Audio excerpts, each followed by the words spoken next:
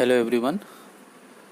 ये जो बीएड का पेपर है शिक्षा के समाजशास्त्री, उसी के अंतर्गत ये इम्पोर्टेंट क्वेश्चन सीरीज़ 9। इसमें जो क्वेश्चन मैं आने वाले चैप्टरों से ले रहा हूँ, सर्व शिक्षा अभियान चैप्टर से हैं और भी क्वेश्चन हैं।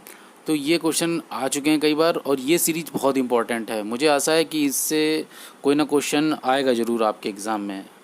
और इसमें कुछ मैंने शॉर्ट क्वेश्चन भी इंक्लूड किए हैं। चलिए देखते हैं इन क्वेश्चंस को।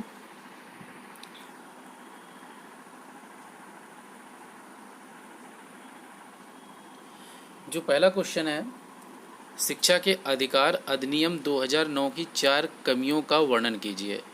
देखिए, जो शिक्षा का अधिकार अधिनियम 2009 है, उसकी जितनी भी चीज़ें आप लोगों ने इसके पहले वाले टेस्ट पेपर में मैंने क्वेश्चन पूछा था, उसमें आपने नोट किया होगा, सारे चीज़ों को आपने रखा होगा। तो उसमें क्या कमियां नज़र आई आपको, ऐसे कौन से उद्देश्य थे जो 2009 अधिनियम पूर्ण नहीं कर पाया, उन्हीं में से 4 कमियों का आपको वर्णन करना है। अगला क्वेश्चन है क्वेश्चन नंबर 2। शिक्षा के अधिकार अधिनियम में किस आयु के बच्चों की मुफ्त शिक्षा की व्यवस्था थी। ये क्वेश्चन कई बार टेट, सुपर टेट और एग्ज़ाम में पूछा भी गया है कि जो शिक्षा का अधिकार अधिनियम में किस आयु वर्ग के बच्चों के लिए जो एजुकेशनल पूरा सिस्टम था वो फ्री किया गया। तो इसको आप लोग अच्छी तरीके से नोट कीजिएगा, लर्न कीजिएगा। Question number 3। शिक्षा के अधिकार अधिनियम 2009 के अनुसार निजी स्कूलों को कितने प्रतिशत गरीब बच्चे को मुफ्त में प्रवेश देना होगा। इसको क्वेश्चन को समझिएगा।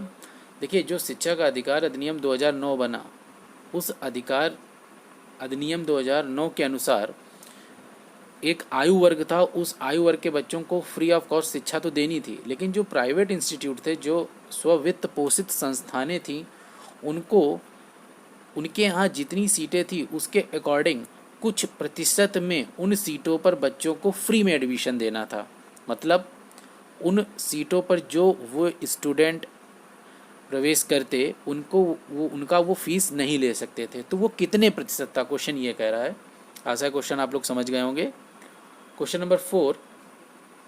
सर्व शिक्षा अभियान से क्या समझते हैं। बहुत इंपॉर्टेंट क्वेश्चन है, कई बार पूछा भी गया है कि सर्व शिक्षा अभियान का क्या उद्देश्य है। तो उद्देश्य आपको यहाँ पर नोट करना है, शॉर्ट में ये क्वेश्चन पूछा गया है। Question number 5। सर्व शिक्षा अभियान की योजना कब शुरू की गई, ये योजना कब से लागू की गई है, इसके बारे में आपको आंसर देना है। Next question number 6। राष्ट्रीय शिक्षा नीति के निर्धारक तत्व क्या होते हैं। देखिए, जो भी शिक्षा नीति बनती है उसके कुछ फंडामेंटल फैक्ट्स होते हैं, पॉइंट होते हैं। तो जब भी कोई शिक्षा नीति बनाई जाती है तो उन बिंदुओं को लेके ही बनाया जाता है। तो वही क्वेश्चन कह रहा है कि राष्ट्रीय शिक्षा नीति के निर्धारक तत्व क्या होते हैं। Question number 7।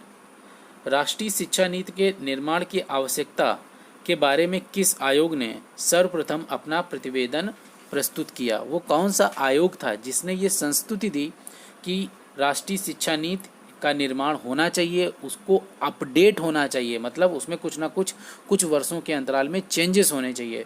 तो इस संदर्भ में किस आयोग ने सबसे पहले संस्तुति की या प्रतिवेदन दिया। अगला क्वेश्चन देखते हैं, क्वेश्चन नंबर 8। राष्ट्रीय साक्षरता मिशन से क्या समझते हैं। बहुत ही महत्वपूर्ण क्वेश्चन है। आप लोग भी जानते होंगे कि राष्ट्रीय साक्षरता मिशन का क्या उद्देश्य है, इसके बारे में आपको लिखना है, शॉर्ट क्वेश्चन में आया है। Question number 9। राष्ट्रीय साक्षरता मिशन का क्या उद्देश्य है। देखिए, समझना और उद्देश्य में अंतर है। राष्ट्रीय साक्षरता मिशन को समझने से तात्पर्य यह है कि आपको उसके पूरे पहलुओं के लिखना है कि उसको क्या, मतलब उसमें फैक्ट्स लिए गए, क्यों लिए गए, क्या कारण था। और उद्देश्य का मतलब एम है कि इस चीज़ को फुलफिल करने के लिए ये योजना लागू की गई, तो उसके बारे में लिखना है। Question number 10। राष्ट्रीय साक्षरता मिशन का प्रारंभ कब हुआ, यानी ये योजना कब से प्रारंभ हुई, एग्जैक्ट डेट आपको मेंशन करनी है। तो आई होप कि ये आपको जो सीरीज 9 है आपको अच्छी लगी होगी। इसमें जो जितने भी मैंने क्वेश्चन लिए हैं वो विगत वर्षों में पूछे भी गए हैं। इनको अच्छी तरीके से आप अपना समय निर्धारित करके प्रैक्टिस कीजिएगा और उसके बाद में एनालिसिस कीजिएगा कि आप कहाँ तक पहुँच पाए हैं।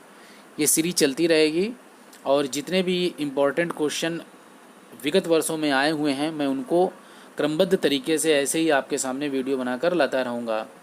तो आशा है आपको वीडियो ये अच्छा लगा होगा। प्लीज़ इस वीडियो को ज़्यादा से ज़्यादा तक शेयर कीजिए, लाइक कीजिए। Thank you.